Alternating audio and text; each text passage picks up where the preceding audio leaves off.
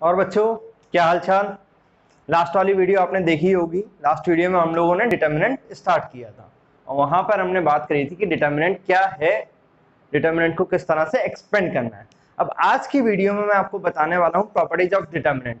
ये most important topic है determinant का। यहां से अगर आपने प्रॉपर्टीज क्लियर कर ली, प्रॉपर्टीज आपको अच्छी तरह से समझ में आ गई, तो आप ये मानिए कि यहाँ से डिटर्मिनेंट से जो भी क्वेश्चन मिलना है उन क्वेश्चन को आप कर पाएंगे। तो यहाँ अगर डिटर्मिनेंट की प्रॉपर्टीज की बात करता हूँ, इस पे बेस्ड क्वेश्चन जितने भी स्टेट बोर्ड्स हैं सब में मिलना ही मिलना है। कोई भी कॉम्पिटेटिव एग्जाम्स आप देने जा रहे हैं जहाँ पर डिटर्मिनेंट है वो मिलना है आपको ये क्वेश्चन। तो इसकी प्रॉपर्टीज आज की क्लास में, प्रॉपर्टीज ऑफ डिटर्मिनेंट जो है मैं दो वीडियोज में कवर करूंगा। आज की वीडियो में मैं सिर्फ आपको प्रॉपर्टीज एक्सप्लेन करूंगा और जो नेक्स्ट वीडियो होगी उसमें इसके बेस्ड क्वेश्चंस किस तरह से आने हैं उनको देखेंगे। ठीक है, तो चलिए आज की वीडियो स्टार्ट करते हैं। और हमारा आज आपको नीड पड़ेगी कॉपी पेन की, नोट करना पड़ेगा, साथ साथ समझना पड़ेगा इन प्रॉपर्टीज को क्या है। तो उसके लिए आप अपना कॉपी पेन लेके बैठिए आज की क्लास में। और अब स्टार्ट करते हैं प्रॉपर्टीज ऑफ डिटर्मिनेंट। तो देखिए, जो इसकी सबसे फर्स्ट प्रॉपर्टी है वो फर्स्ट प्रॉपर्टी क्या है, अगर डिटर्मिनेंट कोई एक गिवन है, और डिटर्मिनेंट में हमने देखा था लास्ट क्लास में प्रॉपर्टी 1 अगर है कि अगर एक डिटर्मिनेंट गिवन है, डिटर्मिनेंट को हमने मान लिया कुछ a1 b1 c1 a2 b2 c2 a3 b3 c3, ठीक, कुछ ही की डिटर्मिनेंट गिवन है। अब प्रॉपर्टी का कहना क्या है कि किसी भी डिटर्मिनेंट में अगर हम उसकी रोज को उसके कॉलम से इंटरचेंज कर दें, मींस जैसे हमने मैट्रिक्स में पढ़ा हुआ था, मैट्रिक्स में हमने क्या पढ़ा था, रोज को कॉलम में चेंज करना, मींस क्या करते थे हम लोग, उसका ट्रांसपोज करते थे कि अगर मैंने इस डिटर्मिनेंट की रोज को कॉलम में चेंज कर दिया, रोज को कॉलम में चेंज कर दिया, मींस जो रोज हैं उनको हम चेंज किस में कर देते हैं, कॉलम्स में। ठीक है, तो जो डिटर्मिनेंट होगा, अब ये मैट्रिक्स है, सपोज इसको मैंने मान लिया ये डिटर्मिनेंट है, इसको मैं मान लेता हूँ डिटर्मिनेंट 1। अब डिटर्मिनेंट 2 अगर हम एक देखते हैं जहां पे मैं रोज को कॉलम में चेंज करता हूँ, a1 b1 c1 a2 b2 c2 a3 b3 c3,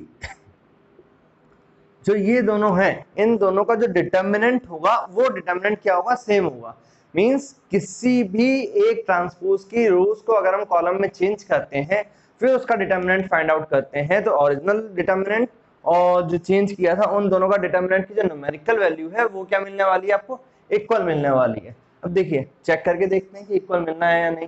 property ये कहती है कि यहाँ पे क्या होगा, आपका determinant of d1 is equal to determinant of d2 अगर हमने दोनों को चेंज किया हुआ है।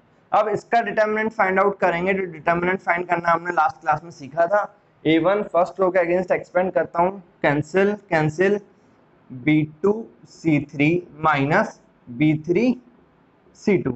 लास्ट क्लास में हमने सीखा हुआ था कि हम इसको 2/2 के डिटर्मिनेंट में कन्वर्ट कर रहे थे, तो उसको ना करके मैं अब डायरेक्टली यहाँ पर लिख रहा हूँ क्योंकि अब आप इसको कर सकते हैं। साइन किसका आ गया, आपका माइनस का b1, cancel out a2 c3 minus a3 c2, कुछ इतना, plus c1 a2 b3 minus a3 b2। तो इसका डिटर्मिनेंट कुछ कितना ये आ रहा है। अब जब मैंने रोज को कॉलम में चेंज कर दिया तब इसका डिटर्मिनेंट अगर फाइंड आउट करते हैं तो इसका डिटर्मिनेंट कितना आएगा, आपका a1 cancel out b2 c3 minus b3 c2। ठीक है, इसके साथ साइन किसका आएगा, नेगेटिव का। साइन सिस्टम लास्ट वाले वीडियो में हमने देखा हुआ था, जिनको अभी भी याद नहीं है साइन सिस्टम क्या था, 3/3 का वो साइन सिस्टम यहाँ पे देख सकते हैं। हमने सीखा था डिटर्मिनेंट का plus minus plus minus plus minus plus minus plus, कुछ इस तरह। तो इसके साथ आपका साइन किसका आने वाला है, नेगेटिव का आने वाला है, सेकेंड, यहाँ पे आपका सेकेंड है नेगेटिव का। तो अब अगर इसको लिखते हैं तो ये कितना आ गया आपका माइनस का b1, b1 के साथ क्या मिलेगा, row cancel column cancel, a2 c3 minus c2 a3। ठीक है, लास्ट c1 के साथ साइन किसका आ गया, c1 cancel out a2 b3 minus a3 b2। अब देखिए यहाँ पे अगर हम देखते हैं तो ये वाला डिटर्मिनेंट क्या था, डिटर्मिनेंट 1 था, ये डिटर्मिनेंट क्या है, डिटर्मिनेंट 2 है। दोनों को देखिए, दोनों की वैल्यूज क्या आ रही हैं, आपकी सेम आ रही हैं। तो यहाँ से क्या है, फर्स्ट प्रॉपर्टी आपकी क्या कहती है कि किसी भी एक मैट्रिक्स को, और मैट्रिक्स यहाँ पर स्क्वायर मैट्रिक्स है क्योंकि हमने लास्ट क्लास में सीख लिया, सिर्फ स्क्वायर मैट्रिक्स का ही डिटर्मिनेंट फाइंड आउट करेगा। किसी भी एक मैट्रिक्स का डिटर्मिनेंट निकालते हैं, फिर उसी मैट्रिक्स के ट्रांसपोज का डिटर्मिनेंट निकालें, तो दोनों का डिटर्मिनेंट क्या आने वाला है, इक्वल। मतलब प्रॉपर्टी यहाँ से क्या हो जाती है, डिटर्मिनेंट ऑफ ए, ठीक है, determinant of A equal to determinant of transpose of A is equal. Equal को हम यहाँ ले लेते हैं डिटर्मिनेंट, कि किसी भी एक मैट्रिक्स का डिटर्मिनेंट और उसी मैट्रिक्स के ट्रांसपोज का डिटर्मिनेंट अगर हम निकालते हैं तो वो इक्वल है। फर्स्ट प्रॉपर्टी देखिए, इस प्रॉपर्टी पे बेस्ड आपको 1 मार्क क्वेश्चन मिलता है। कई बार आपको ऐसे दे दिया जाता है कि वो बोल देंगे यहाँ पे कि भाई एक डिटर्मिनेंट है या एक मैट्रिक्स है, उन्होंने बोल दिया कुछ 1 मार्क क्वेश्चन दे दिया, एक मैट्रिक्स ए है, उसका डिटर्मिनेंट उन्होंने बोल दिया कि भाई जो इसका डिटर्मिनेंट है वो डिटर्मिनेंट उन्होंने बोल दिया determinant of A is equal to 3 for example. अब आपसे पूछ लिया कि डिटर्मिनेंट ऑफ ए ट्रांसपोज बता दीजिए कितना होगा, तो डिटर्मिनेंट ऑफ ए ट्रांसपोज क्या होगा, जो डिटर्मिनेंट ए का है वही डिटर्मिनेंट ऑफ ए ट्रांसपोज है। 1 मार्क क्वेश्चन है, आप डायरेक्टली बता सकते हैं। तो कुछ इतना मेरे को ध्यान रखना है, फर्स्ट प्रॉपर्टी। ठीक, दोबारा से एक बार फटाफट देखते हैं। फर्स्ट प्रॉपर्टी क्या है, किसी भी मैट्रिक्स का ट्रांसपोज, किसी भी मैट्रिक्स का डिटर्मिनेंट और उसी मैट्रिक्स के ट्रांसपोज का डिटर्मिनेंट दोनों आपस में कैसे होने वाले हैं, इक्वल होने वाले हैं। ठीक है, तो फर्स्ट प्रॉपर्टी आपकी ये कहती है। अब आते हैं हम सेकंड प्रॉपर्टी की तरफ। ठीक, अब प्रॉपर्टी सेकंड आपसे क्या कहती है, प्रॉपर्टी सेकंड यहाँ पर अगर पहले देखिए, किसी भी एक डिटर्मिनेंट में अगर हम उसकी किसी एक रो को किसी दूसरी रो से या उसके किसी एक कॉलम को किसी दूसरे कॉलम से इंटरचेंज कर दें, ठीक है, तब क्या होगा, जो आपका नया डिटर्मिनेंट बन रहा है उसकी न्यूमेरिकल वैल्यू तो सेम रहेगी लेकिन उसका साइन चेंज हो जाएगा। मींस इसको पहले देखते हैं। एक डिटर्मिनेंट मैं यहाँ से लेता हूँ, डिटर्मिनेंट 1 लेते हैं। डिटर्मिनेंट 1 कुछ इस तरह से है, a1 b1 c1 a2 b2 c2 a3 b3 c3, कुछ ये इस तरह से। ठीक, अब यहाँ पे हमने क्या कर दिया, सपोज हमने कह दिया रो 1 को रो 2 से इंटरचेंज कर दिया, रो 1 को रो 2 से इंटरचेंज कर दिया, तो एक नया डिटर्मिनेंट हम बोल देते हैं कुछ इसको। ये कितना हो गया, a2 b2 c2 a1 b1 c1 a3 b3 c3, कुछ इसी तरह से बनेगा। अब यहाँ पर इसका डिटर्मिनेंट हमने मान लिया कि भाई इसकी जो न्यूमेरिकल वैल्यू आती है इस डिटर्मिनेंट की सॉल्व करके, वो कुछ हम मान लेते हैं डिटर्मिनेंट, इतना इसका न्यूमेरिकल वैल्यू, या न्यूमेरिकल वैल्यू का डिटर्मिनेंट ना मान के आप ऐसे मान लो कि डिटर्मिनेंट की वैल्यू आ गई k। अब प्रॉपर्टी क्या कहती है कि जो ये डिटर्मिनेंट है, मैंने क्या रो को चेंज किया हुआ है, तो इसका जो डिटर्मिनेंट आएगा वो न्यूमेरिकल वैल्यू तो इसकी सेम रहेगी k, लेकिन अगर ये पॉजिटिव आया था तो ये नेगेटिव आएगा, ये अगर नेगेटिव आया होता तो ये पॉजिटिव आता। मींस कि सिर्फ और सिर्फ उसकी न्यूमेरिकल वैल्यू का साइन चेंज हो जाएगा, बट न्यूमेरिकल वैल्यू आपकी कैसी रहने वाली है, सेम रहने वाली है। चलो चेक करते हैं क्या ऐसा कुछ रहने वाला है। इस प्रॉपर्टी को ध्यान रखिएगा, इसको एक एग्जांपल के थ्रू देख लेते हैं, क्योंकि यहाँ पर क्या है, वेरिएबल्स हैं, वेरिएबल्स में वो इतना क्लियर पिक्चर आपको नहीं मिलेगा। अब इसके लिए सपोज हम ऐसा करते हैं, एग्जाम्पल लेते हैं, और एग्जाम्पल में हम एक डिटर्मिनेंट ले लेते हैं और इस डिटर्मिनेंट को बोल देते हैं 1 2 3 4 5 6 2 3 1, कुछ इस तरह का ये है। ठीक है, अब इसके पहले इसका डिटर्मिनेंट फाइंड आउट करते हैं। इसका डिटर्मिनेंट फाइंड करेंगे, कितना मिलने वाला है, 1 कैंसिल आउट 5 माइनस 18, कुछ इतना ही, माइनस का 2 4 माइनस 12 प्लस का 3 12 माइनस 10, कुछ ये इतना। सॉल्व करेंगे, कितना आ गया, 5 माइनस 13 मीन्स माइनस का 13, ये मिल गया आपको, माइनस 2 4 माइनस 12 माइनस का 8, कुछ इतना मिलेगा, और प्लस का 3 ये है, और ये कितना आ गया आपका, प्लस का 2। सॉल्व करते हैं, माइनस 13 प्लस 16 और प्लस 6, ये आ गया आपका 3 एंड 9। इसका जो डिटर्मिनेंट था वो कितना मिला मुझे, 9। अब ऑपरेशन अप्लाई करते हैं। अब सपोज मैंने ऑपरेशन अप्लाई कर दिया R1 इंटरचेंज R2। अब R1 इंटरचेंज R2 अगर हमने किया तो हमारा नया डिटर्मिनेंट कितना बन जाएगा, √2 डिटर्मिनेंट 2, इसको हमने बोल दिया 4 5 6 1 2 3 2 3 1, कुछ ही इतना, ठीक है। अब अगर इसको चेंज करते हैं, इस डिटर्मिनेंट की वैल्यू फाइंड करेंगे 4 2 minus 9 minus 5 1 minus 6 plus 6 3 minus 4। Solve करते हैं, कितना मिलना है 4, ये कितना आ गया आपका माइनस का 7 माइनस 5 माइनस 5 अगेन और plus 6 and minus 1 minus 28 plus 25 और माइनस का 6, कुछ इतना ही आएगा आपका। ये कितना -3 एंड -3 एंड -6 मीन्स -9। तो देखिए दोनों की न्यूमेरिकल वैल्यू क्या आ रही है, न्यूमेरिकल वैल्यू यहाँ पर भी 9 थी, न्यूमेरिकल वैल्यू यहाँ पर भी 9 है, लेकिन साइन क्या हो गया आपका, चेंज हो गया। तो प्रॉपर्टी सेकंड क्या कहती है, इफ वी इंटरचेंज 2 rows और 2 columns then the value of the determinant change its sign. सिर्फ इतना।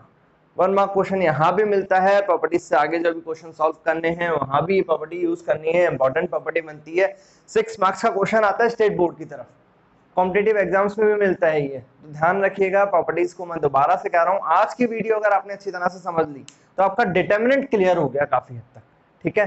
तो 2 प्रॉपर्टी, फर्स्ट प्रॉपर्टी हमने क्या पढ़ी थी कि अगर हम रोज को कॉलम से चेंज करते हैं तब डिटर्मिनेंट सेम रहता है। सेकंड प्रॉपर्टी हमने पढ़ी, अगर हम एक रो को किसी दूसरी रो से या किसी एक कॉलम को दूसरे कॉलम से इंटरचेंज कर दें तो जो डिटर्मिनेंट की वैल्यू है उसकी न्यूमेरिकल वैल्यू सेम रहेगी, लेकिन उसका जो साइन होगा वो साइन क्या हो जाएगा आपका, चेंज हो जाएगा। Second property. अब थर्ड प्रॉपर्टी की तरफ आते हैं। प्रॉपर्टी 3 क्या कहती है, यहाँ पर चेक करते हैं, देखते हैं स्टेटमेंट देखते हैं पहले इसका। प्रॉपर्टी 3 का कहना है कि अगर कोई एक डिटर्मिनेंट है और उसकी कोई 2 रोज या कोई 2 कॉलम्स आपस में सेम है, कोई 2 रोज या 2 कॉलम्स आपस में आइडेंटिकल हैं, तो उस डिटर्मिनेंट की जो वैल्यू आनी है वो कितनी आनी है, 0 आनी है। मींस सपोज एक डिटर्मिनेंट लेते हैं, अगर हम डिटर्मिनेंट हमने कहा कुछ इतना है a1 a2 a3 b1 b2 b3 a1 a2 a3। यहाँ पे मैंने 2 कॉलम सेम लिए, जो प्रॉपर्टी का कहना है if 2 rows or 2 columns of a determinant are identical then the value of that determinant should be 0। कुछ प्रॉपर्टी है, तो यहाँ पे इन 2 कॉलम्स को मैंने C1 = C2 लिया हुआ है, ठीक है। तो यहाँ कंडीशन क्या है, पहले यहाँ कंडीशन को एक बार लिख लेते हैं। इफ आप इसको ऐसे ले लो, 2 rows और 2 columns are identical then the value of determinant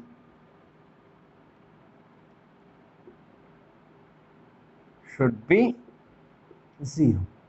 कुछ ये वैल्यू ऐसा इनका। तो यहाँ पर इस एग्जांपल में मैंने 2 कॉलम्स को यहाँ पे C1 और C3 इन दोनों को इक्वल लिया हुआ है, तो इसकी जो वैल्यू आएगी इस डिटर्मिनेंट की, वो प्रॉपर्टी का कहना है कि 0 आनी है। तो यहाँ चेक करते हैं कि 0 आ रही है, इसका डिटर्मिनेंट फाइंड आउट करेंगे, कितना आएगा a1 cancel out b2 a3 b2 a3 minus b3 a2 b3 a2, कुछ ये इतना, ठीक, माइनस b1 कितना आ गया a2 a3 minus a2 a3, कुछ ये इतना, ठीक, प्लस a1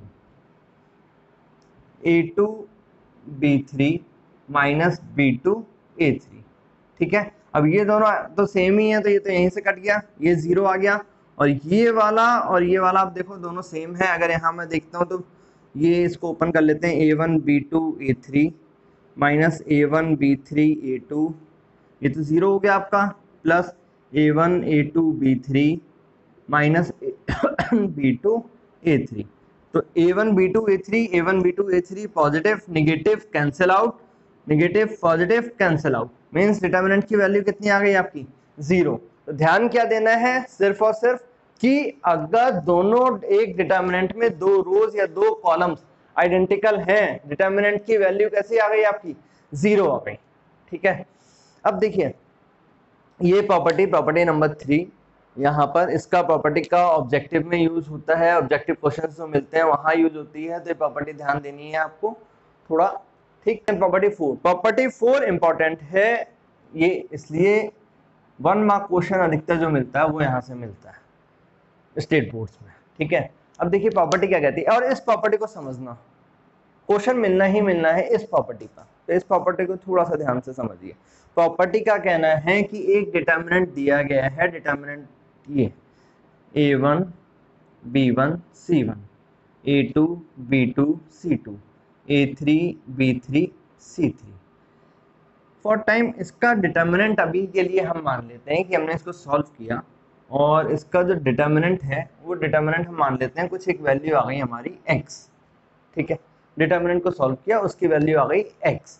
अब प्रॉपर्टी क्या कहती है कि अगर इस डिटर्मिनेंट की किसी भी एक रो को या किसी भी एक कॉलम को मैं किसी एक स्केलर से मल्टीप्लाई कर दूं, जो ऑपरेशन है, सपोज जैसे मैंने कहा प्रॉपर्टी का कहना है r1 है, r1 को मैंने मल्टीप्लाई कर दिया के r1। ठीक, इसके किसी एक रो या किसी एक कॉलम को मैंने किसी एक स्केलर से मल्टीप्लाई किया, तो आपका जो नया बनेगा वो क्या बन जाएगा, अगर मैंने r1 को इससे मल्टीप्लाई कर दिया तो ये कितना हो गया, के a1 के b1 के c1, a2 b2 c2, a3 b3 c3। तो जो आपका डिटर्मिनेंट होगा, इसका डिटर्मिनेंट, इसकी जो वैल्यू आएगी वो वैल्यू कितनी आने वाली है, k times of x, original determinant से k टाइम्स, इतने से आपने मल्टीप्लाई किया हुआ था। ठीक है, तो यहाँ पे ध्यान देना है कि किसी एक रो को या किसी एक कॉलम को मैंने मल्टीप्लाई किया तो k टाइम्स ऑफ x आया। अब देखिए इसको अगर पहले एक एग्जांपल से समझते हैं, फिर इसमें मेन क्या था जो मैं कह रहा था आपको समझना है वो देखेंगे। एक डिटर्मिनेंट लेते हैं, डिटर्मिनेंट मैंने ले लिया यहाँ पे 1 2 3 4 5 6 2 3 1, कुछ इस तरह का एक डिटर्मिनेंट लेते हैं। ठीक, अब यहाँ पर इसको सॉल्व करते हैं, डिटर्मिनेंट की वैल्यू कितनी आ गई, 5 minus 18 minus 2 4 minus 12 plus 3 12 minus 10 कितना, माइनस 13, कुछ ये बचेगा माइनस 2, और ये कितना आ गया माइनस का 8 और प्लस 3 एंड 2, तो ये कुछ मिल गया माइनस 13 प्लस का 16 प्लस का 6, कुछ इतना, और इसकी वैल्यू कितनी आ गई आपकी 3 एंड 9, ये वैल्यू मिल गई मुझे 9। अब प्रॉपर्टी के हिसाब से मैंने इसमें मल्टीप्लाई कर दिया, सपोज मैंने रो 1 लिया और रो 1 को मैंने यहाँ पे मल्टीप्लाई करा, और मल्टीप्लाई किसके साथ कर दिया मैंने, सपोज हम कह देते हैं यहाँ पे हमने 3 के साथ मल्टीप्लाई कर दिया, 3r1। तब देखिए ये कितना बन जाएगा आपका डिटर्मिनेंट, 3 6 9 3 6 9 4 5 6 2 3 1, कुछ इतना आ गया। अब इसको सॉल्व करके देखते हैं, पहले तो 3 5 माइनस 18 माइनस 6 4 माइनस 12 प्लस 9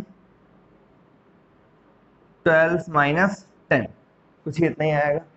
अब मल्टीप्लाई किया तो ये कितना आ गया 3, और ये कितना आ गया 5 माइनस 18 माइनस का 13 माइनस 6, ये कितना आ गया माइनस का 80 बचेगा कुछ आपका, प्लस 9 ये आ गया 2। ठीक, तो ये कितना मिल गया आपको, माइनस का 39 48 और 18, कुछ इतना ही मिलेगा। ठीक है, तो यहाँ से कितना आ गया 39 और 18, ये अगर इसको हम कर लेते हैं तो ये आ गया आपका 40 और 8 9, तो ये आ गया प्लस 18 ये आ गया। ठीक है, ये कितना मिल गया 27। अब अगर मैं इसको देखता हूँ, ओरिजिनल वाला कितना था 9, तो इसको कितना लिख सकते हैं 3 इंटू 9 लिख सकते हैं, ओरिजिनल वाले का 3 टाइम्स, जितने से मैंने मल्टीप्लाई किया था कुछ उतना ही आया। अब यहाँ पे देखो ये इतना आ गया, क्लियर। अब इसके बाद अगर हम आगे बढ़ते हैं तो यहाँ पे प्रॉपर्टी क्या है, यहाँ पे मैंने सिर्फ और सिर्फ एक रो को मल्टीप्लाई किया था। अब अगर इसी में सपोज वो ऐसे करता कि यहाँ पे 2 रोज को मल्टीप्लाई कर देता, 2 रोज को मल्टीप्लाई करता, वो ऑपरेशन कर देता r1 3 times of R1, R2 3 times of R2। तब डिटर्मिनेंट में क्या चेंज होता, अब डिटर्मिनेंट में क्या था, उसका 2 टाइम्स मल्टीप्लाई हुआ स्केलर का। तो यहाँ पर अगर आपको डिटर्मिनेंट हमने माना था ओरिजिनल टाइम्स में k मिल रहा था, तो अब वो सॉरी ओरिजिनल आपने डिटर्मिनेंट माना था x मिल रहा था, तो अब मल्टीप्लाई कितने टाइम्स हुआ था, 2 बार हुआ था, 2 बार हुआ, यानी अब जो नया डिटर्मिनेंट बनेगा डिटर्मिनेंट न्यू, वो कितना होगा आपका k square of x, k square of x।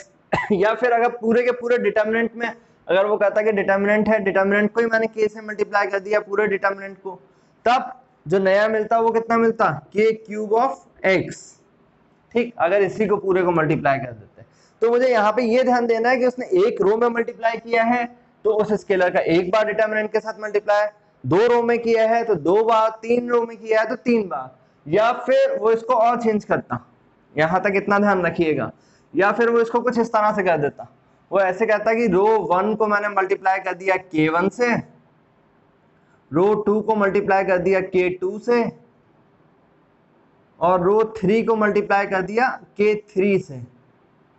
ये डिटर्मिनेंट था इसका, अभी डिटर्मिनेंट जो हमने मान रखा था वो माना था x है, तो न्यू डिटर्मिनेंट कितना होगा, डिटर्मिनेंट न्यू ये हो जाता k1 into k2 into k3 into x। ठीक है, तो डिपेंड करता है कि तीनों रोज को अलग अलग किया है तो तीनों रो को अलग अलग स्केलर, डिटर्मिनेंट को भी तीनों अलग अलग स्केलर से मल्टीप्लाई करूंगा, तीनों रोज को उसने एक ही स्केलर से मल्टीप्लाई किया है तो उसका क्यूब कर देंगे, तो इसको थोड़ा सा ध्यान रखना है, इंपॉर्टेंट, मैंने बस इसी वजह से बोला था कि ये इतना बनता है।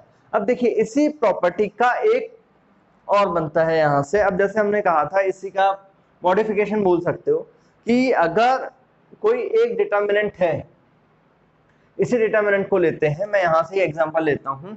अब अगर मैंने कहा था कि इस डिटर्मिनेंट को मैंने ये 3 से मल्टीप्लाई किया था, या फिर आपको एक डिटर्मिनेंट दे रखा है, एक डिटर्मिनेंट दिया गया है, वो दिया है 3 6 9 4 5 6 2 3 1। ठीक, कुछ इतना, सॉरी इस एग्जांपल को नहीं लेते, एग्जांपल को चेंज करते हैं, यहाँ पे सेटिस्फाई नहीं होगा।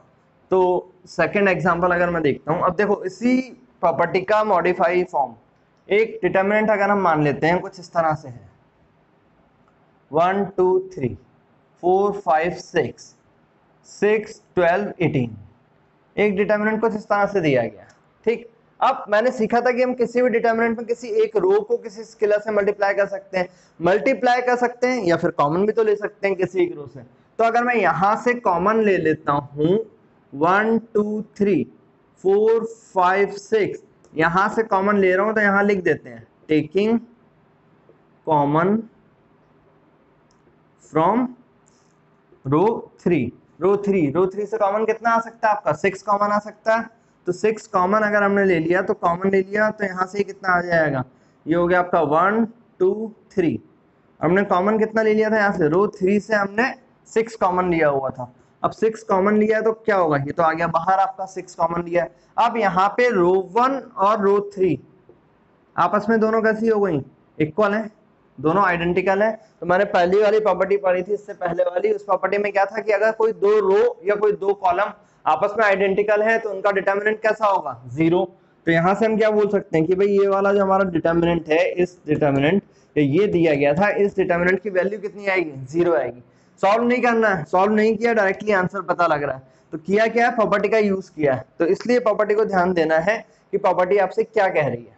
ठीक है, प्रॉपर्टी, ये प्रॉपर्टी क्या था, पहले प्रॉपर्टी था मल्टीप्लाई करूंगा तो डिटर्मिनेंट में उस स्केलर से मल्टीप्लाई हो जाएगा, कॉमन लिया और कॉमन लेने के बाद कोई भी 2 रो या कोई भी 2 कॉलम आपस में आइडेंटिकल हो गए, तब हम क्या कहेंगे कि उस डिटर्मिनेंट की वैल्यू कितनी आ गई, यहाँ पे हमारी 0 मिल गई।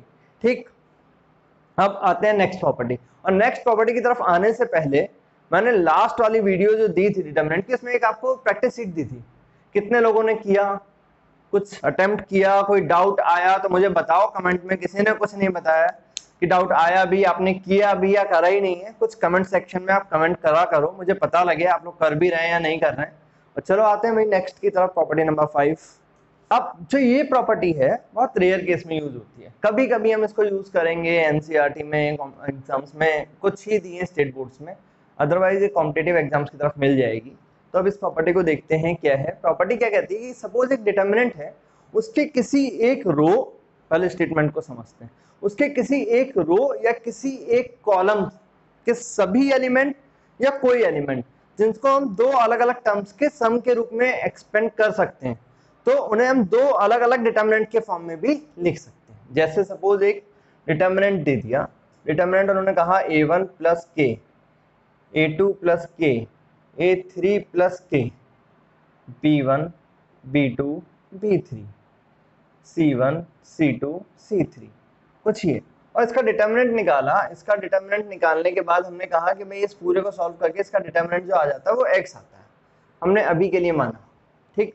तो अब प्रॉपर्टी क्या कह रही है, प्रॉपर्टी में देखिए इसकी जो फर्स्ट वाली रो है इस सब में क्या ऐड हो रहा है, के सब में एक सेम एलिमेंट ऐड हो रहा है, तो हम इसको क्या लिख सकते हैं, हम इसको ऐसे लिख सकते हैं, एक नया डिटर्मिनेंट बना सकते हैं, determinant 1 a1 a2 a3 p1 p2 b3 c1 c2 c3 and एक और डिटर्मिनेंट डिफाइन करेंगे के b1 b2 b3 c1 c2 c3, ठीक।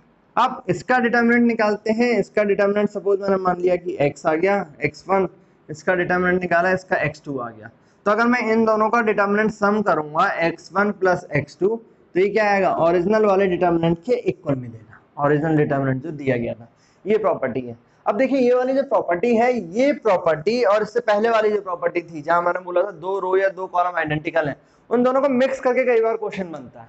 वो कुछ इस तरह से आपको डिटर्मिनेंट दिया जाएगा। अभी जो मैंने बोला था कि न्यूमेरिकल्स आपको मुझे कराने हैं इसके, तो उसमें मैं आपको इसका क्वेश्चन दिखाऊंगा प्रॉपर्टी का, कि वहां पे क्या करेंगे, जब मैं इसको अलग करूंगा, जैसे मैंने यहाँ के अलग किया, तो के अलग करने के बाद एक ये बना, तो यहाँ पे कोई दो रो या दो कॉलम क्या होंगे, आपस में आइडेंटिकल हो जाएंगे, और उसका डिटर्मिनेंट क्या मिल रहा होगा आपको, 0 मिल रहा होगा। तो ये प्रॉपर्टी यूज करी जाती है आइडेंटिकल वाले के साथ में, या कॉमन लेके आप आइडेंटिकल कर सकते हो, कुछ इस तरह से इस प्रॉपर्टी को यूज किया जाएगा, ठीक। अब इसके बाद आती है प्रॉपर्टी नंबर 6।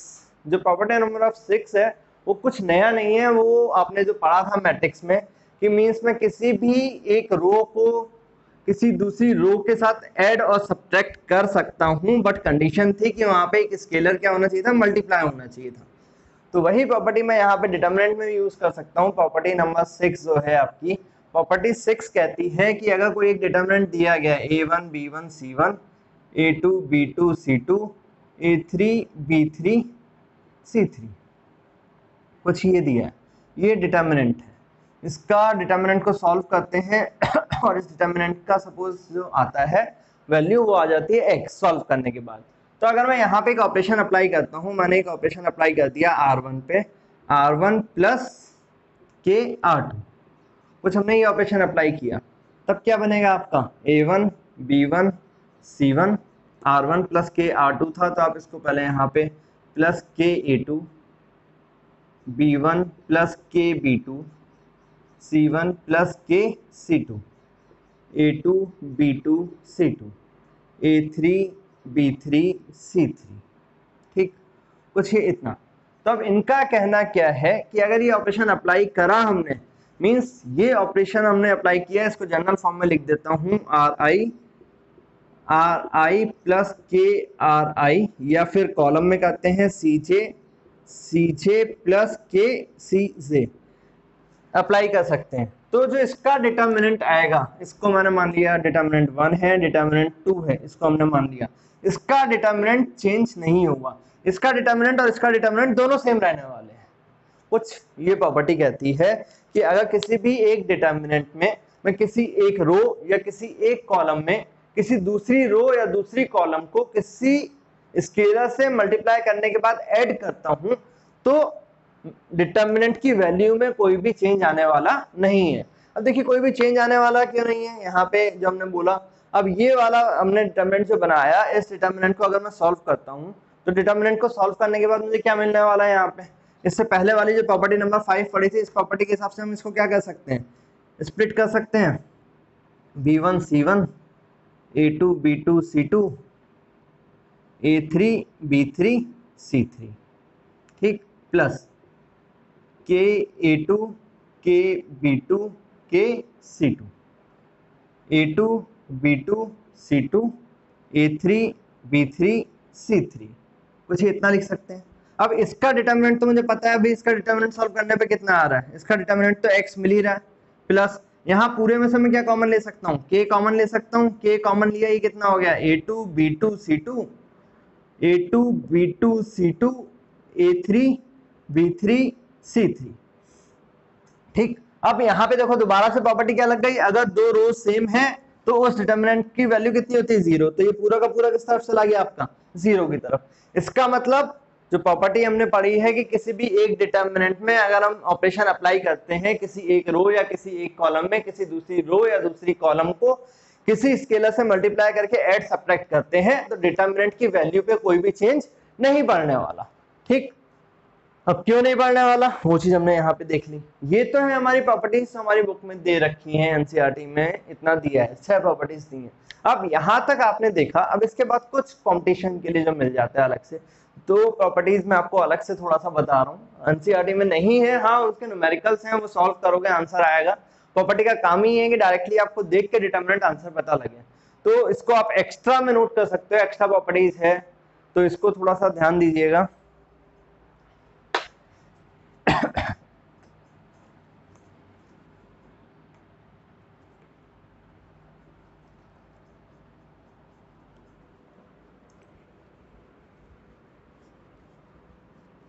अब प्रॉपर्टी देखते हैं, एक्स्ट्रा प्रॉपर्टी क्या है। सपोज कोई एक डिटर्मिनेंट दिया है A1, इसको A B C कुछ इस तरह से मानते हैं। ठीक, ये डायगोनल एलिमेंट है आपके। अब इस डायगोनल एलिमेंट में इसके नीचे सपोज मैंने कहा 0 0 0, यहाँ पे कुछ भी मान लेते हैं A1 A2 B2, कुछ ये है, या फिर एक नया दिया गया है आपको डायगोनल एलिमेंट, मैंने कह दिया A B C। ठीक, इसके नीचे मैंने मान लिया कुछ B1 C1 C2 0 0 0, या फिर मैंने मान लिया A B C 0 0 0 0 0 0। ठीक, तीनों को मैंने एक के साथ लिखा है, एक जैसे ही लिखा है, diagonal element diagonal element. Means कोई भी एक डिटरमिनेंट आपको दिया गया है या कोई भी एक मैट्रिक्स आपको दी गई, क्योंकि मैट्रिक्स से ही एसोसिएट डिटरमिनेंट होता है, तो यहाँ पे दिया गया है इसके जो डायगोनल एलिमेंट है, डायगोनल लीडिंग डायगोनल, ठीक, डायगोनल के ऊपर के एलिमेंट्स हैं, नीचे के सारे 0 हैं, या फिर डायगोनल के नीचे एलिमेंट्स हैं, ऊपर के सारे एलिमेंट्स 0 हैं, या फिर डायगोनल के ऊपर नीचे जो भी एलिमेंट्स हैं वो सब 0 हैं। मींस डायगोनल के एक साइड के एलिमेंट्स 0, डायगोनल के लोअर साइड के एलिमेंट 0, या डायगोनल के लोअर और अपर दोनों 0 हैं, तो उस डिटर्मिनेंट की जो वैल्यू आएगी वो वैल्यू कितनी होगी, a multiplied by b multiplied by c। Means उस डायगोनल एलिमेंट के जो उसके डिटर्मिनेंट के डायगोनल है उनका प्रोडक्ट जो आएगा वो क्या होगा, आपका डिटर्मिनेंट की वैल्यू होगी। डायरेक्टली यहां से बता सकते हैं। प्रॉपर्टी एक बार दोबारा से देखो कि प्रॉपर्टी में दिया गया है कि अगर डायगोनल एलिमेंट के ऊपर के एलिमेंट्स हैं, नीचे 0 हैं, या फिर डायगोनल एलिमेंट के नीचे एलिमेंट्स दिए हैं, ऊपर के सारे एलिमेंट्स 0 हैं, या फिर डायगोनल एलिमेंट्स के ऊपर और नीचे सारे के सारे एलिमेंट्स 0 हैं, तो उनको हम क्या बोल देंगे यहाँ पे कि इस डिटर्मिनेंट की जो वैल्यू आनी है वो क्या होगी, उसके डायगोनल एलिमेंट्स का प्रोडक्ट कर दो आप, और डायगोनल एलिमेंट्स का प्रोडक्ट करने के बाद हम डायरेक्टली उसके डिटर्मिनेंट की वैल्यू बता सकते हैं। एक प्रॉपर्टी तो ये है जो मैंने बोला था एक्स्ट्रा में आपको कुछ देखनी है, ठीक है। और यहाँ पे अगर ध्यान हो तो मैंने इसको मैट्रिक्स के फॉर्म में ही बताया था कि ये 2 मैट्रिक्स भी बनती हैं, अपर ट्रायंगुलर मैट्रिक्स और लोअर ट्रायंगुलर मैट्रिक्स। अब यहाँ मिल गया तो दोबारा से देख लीजिए कि डायगोनल एलिमेंट्स के नीचे के एलिमेंट्स अगर 0 हैं, मींस यहाँ पे अगर देखता हूँ तो ये जो बन रहा है इसके ऊपर है कुछ ये, ठीक, तो ये एक ट्रायंगल जैसा बन रहा है, तो ये क्या हो गया आपका upper triangular matrix, upper triangular matrix. और सिमिलरली अगर यहां देखते हैं तो ये क्या बन गया, डायगोनल के नीचे एलिमेंट्स हैं तो ये बनता है LTM, लोअर ट्रायंगुलर मैट्रिक्स। ठीक, तो आप इसको ऐसे भी बोल सकते हो कि upper triangular matrix, lower triangular matrix, या ऐसा मैट्रिक्स जिसके डायगोनल के ऊपर और नीचे सबके एलिमेंट्स 0, उनकी वैल्यू 0 है, तो उसका डिटर्मिनेंट डायरेक्टली उसके लीडिंग डायगोनल के एलिमेंट्स के प्रोडक्ट के इक्वल होता है। ठीक है, तो ये डायरेक्टली हम ऐसे भी बोल सकते हैं। अब नेक्स्ट प्रॉपर्टी देखते हैं।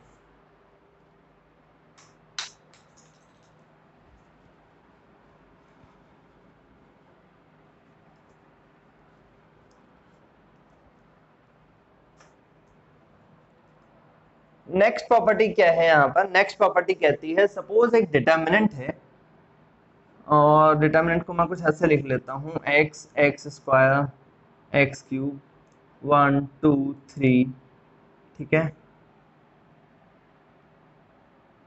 2 4 8, कुछ इस तरह से हमने लिख दिया। अब यहाँ पर x मतलब एक डिटर्मिनेंट दिया गया है, डिटर्मिनेंट में ये एक वेरिएबल दिया गया है और ये नंबर्स दिए गए हैं। अब इस वेरिएबल की जगह पे अगर मैं कोई एक ऐसी वैल्यू पुट करता हूँ कि उस वैल्यू को पुट करने के बाद इस पूरे डिटर्मिनेंट की वैल्यू 0 हो जाए, जैसे यहाँ पर अगर मैं देखता हूँ if x equal to 2 put कर लेते हैं, यहाँ पे x इक्वल टू 2 पुट किया तो 2 पुट करने पे डिटर्मिनेंट कितना हो जाएगा?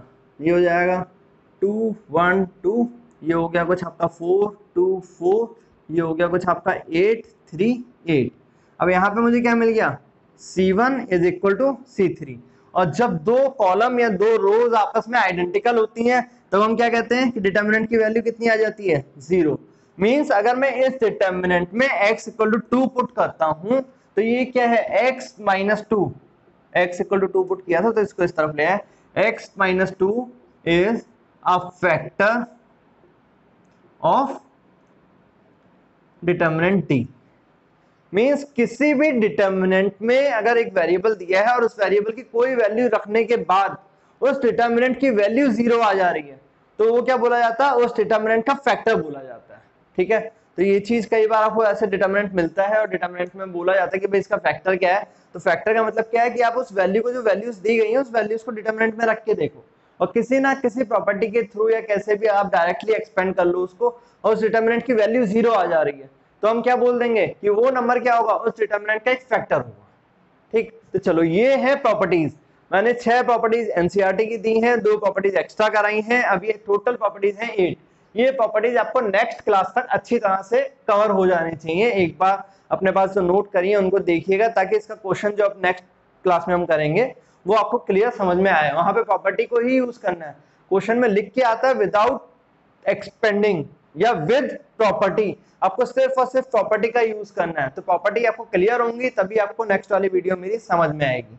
तो आज की क्लास में जो आज का होमवर्क आपको दे रहा हूँ वो होमवर्क यही है कि आप इन प्रॉपर्टीज को समझेंगे, इन प्रॉपर्टीज को आपको नेक्स्ट क्लास तक अच्छी तरह से याद करना है, समझना है, आपके दिमाग में रहनी चाहिए ताकि हम इसके क्वेश्चंस को इजिली अटेम्प्ट कर पाए। ठीक है, और जैसा आपको पता ही है कुछ अगर नहीं आता समझ में तो कमेंट करिए, मैं आपको बताता हूँ, रिप्लाई करता हूँ। और शेयर और सब्सक्राइब करो अपने दोस्तों के साथ। ठीक।